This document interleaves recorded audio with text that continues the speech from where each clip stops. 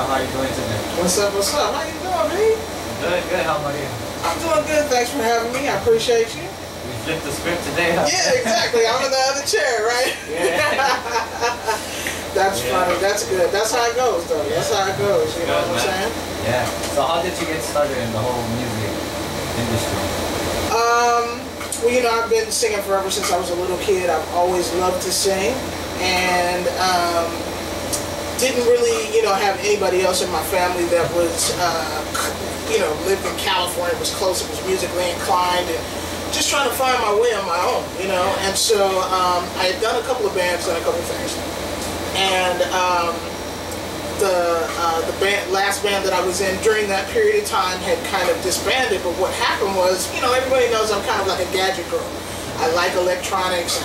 You know, I'm an IT person, you know, my day job by trade, you know, and I like gadgets. So, you know, this person gave me a mixing board, somebody over here gave me a keyboard, somebody over here gave me a sequencer, and I started, you know, piling up all of this equipment, and I sat back, I was like, whoa, I almost have enough equipment here for like a recording studio, you know what I'm saying? Let me see what I can do with it. And so I have no idea what I'm doing. So I took some time, figured out how to work the sequencer, put some beats together, wrote some lyrics. I have no idea what I'm doing. Found a studio to go to, and I go to the studio, and I'm sitting there, I'm talking to the engineer in the recording section. I'm like, oh yeah, you know, just getting started, and you know, I want to try to find a producer to do this and that. I'm describing all these things that I wanted. He's like, well, wait a minute.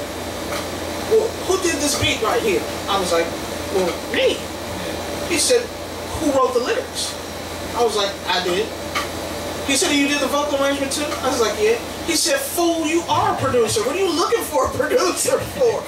You know what I'm saying? And it just, I was dumbfounded, because I was doing it literally without knowing what I was doing. And so that kind of sent me in a whole different trajectory, not only with writing and producing for myself, but eventually writing and producing for other people, which is really kind of my passion right now. So it's been an interesting journey.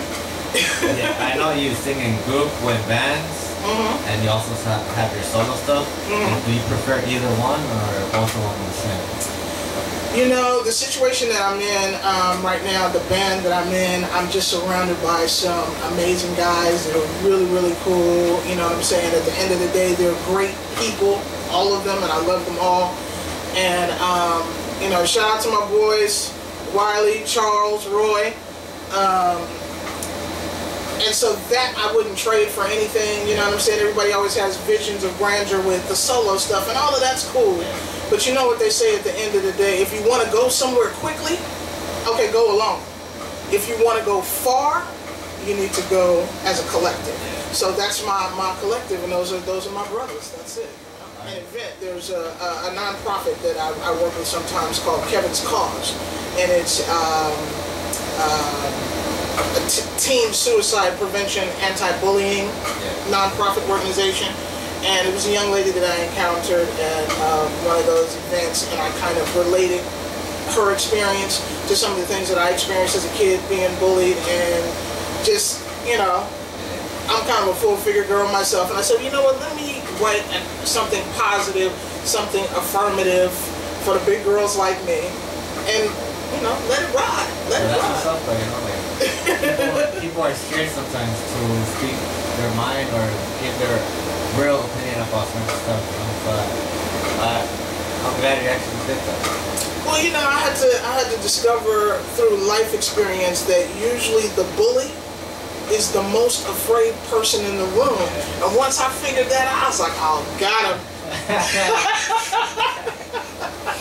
It's true though. You know, you know. Yeah, another subject I wanted to talk because Estrella, remember I went to perform for the cancer charity? Yes. She's listening, she's tuned in, and she's been excited about you guys coming to the show, you and Elena coming to the show. Definitely. That was a great event. Yeah, so I wanted to ask you, like, what do you think about cancer?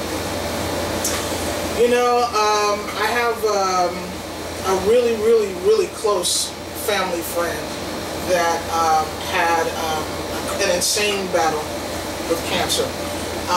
She was in the first year of postgraduate school going for her doctorates. and she found out she had breast cancer. And it was kind of, you know what I'm saying, a devastating diagnosis. Initially, I think it was stage 2, you know, and she was able to successfully go through chemotherapy, recover, go back to school, and just 2 weeks ago, she graduated and got her walk with her PhD and the whole thing. So she's now Dr. Nicole Robinson, and so she's one of a couple of success stories in my life of people that have had battles with cancer. And, you know, I feel really fortunate and really blessed that I can say of the people that I know thus far, they've been success stories. Not everybody can say that. And so that's really, really a blessing, but it, you know, it encourages and it motivates me that if they can face those challenges and still keep moving forward and accomplishing great things like acquiring a PhD, I can't really complain about, you know what I'm saying? I can't complain because somebody cut me off in traffic. That's, you know. Waking up late or something. Right. Oh, I'm 10 minutes late. Oh, my God. You know. All right. I know you were in Everybody Radio. EverybodyRadio.com, yeah. How did that, doing the interviews and all that start? You know, radio goes back a little bit further than that for me. I actually worked for a company called Mount Wilson Broadcasting back in the 90s, and it was, or it is a conglomerate here in Southern California. As a network, they own about 80 stations nationwide. You know what I'm saying? And so I was in there. I didn't really know anything about radio. I was a receptionist at the time. And so I got to be really good friends with this guy in terms of adult contemporary, like old school bebop music. He's like a legend in the game. He's this DJ named Chuck Southcott.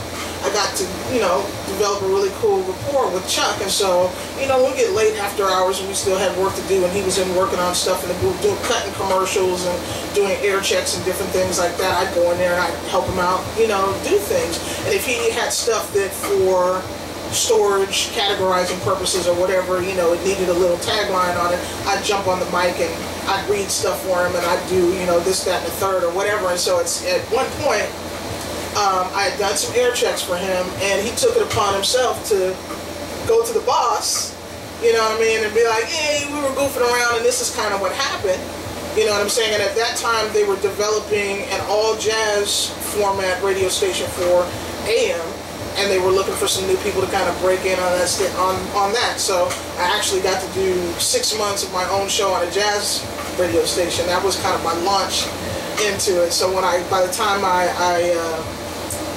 reconnected, because I had known Mr. Buck for quite some time, by the time I reconnected with Mr. Buck and he needed help on EverybodyRadio.com, it was just going back home. You know what I mean? Welcome back to the Aftershock Radio Show, right here at Radio Candela. That song right there, again, that track is by a young cat named Boomer, or he goes by AKA Boomer Did It. Sick. One of the sickest producers in the game right now. Very, very underrated. If you don't know, you need to go and look him up. Boomer Did It, for damn sure, on that one. But that track, he was playing some stuff for me, and when I heard it, I was like, gotta have that one. You know what I mean? And that was one of those songs that with the writing process, I just kind of put the track on and just let it loop, just let it play over and over again. And the hook was what came to me first. That's just kind of what spoke to me out of the track, and I just built the rest of the lyrics around that and kind of rolled with it. You know what I mean? But yeah, I just almost anything Boomer does, I'm loving it. It was really great to collaborate with that cat. Yeah, the hook seemed to come out easily from you. I've heard quite a few, and it's insane. Well, that's my look. In my mind, I'm not gonna put it out there, but in my mind, I'm like the female Nate Dogg on the hook, man. Don't play with me with a hook. You know what I mean? No auto-tune here. No auto-tune. No auto-tune. I've had to jump in the booth a couple times for you guys. That's my favorite thing. You know, just give me a minute, let me listen to the track, and it'll speak to me in some way, and I'll come up with a hook, and that's it. Yeah, that's crazy though. Alright, I know you got the band set up right now. You know, some original stuff that's going to be coming from One Cool World. That's going to be coming from the band. and just, good stuff all around. I'm working on that. I've got a book project that I'm working on. I've got a TV show project that I'm working on, and just keeping my hands full and trying to get in all of it, as much of it as I can. Where do you get time to do all that stuff? I don't sleep. I don't sleep. It's my writing partner with the television stuff right now. He's on the East Coast. He's in Atlanta, and so a lot of times it's 2, 3 o'clock in the morning. It's 4 or 5 o'clock in the morning in Atlanta, and we're on the phone still talking business. Like we don't have to get up and go to day jobs in the morning, but if that's what it takes to win, you know what I mean? Because I think if somebody like in the music industry or anything that's trying to be successful, it's funny, but you really don't sleep more than 5 hours. I've noticed that once you start really on your grind and really pushing yourself. Me, I have those matitos, but it's like there's days where we sleep 3, 4 hours, and that's a usual thing. So I can't. One is my favorite one because it was one of my first babies. It's my summer love song and dedication to the West Coast. This is called Summer Day. Radio Candela, encendiendo tus sentidos.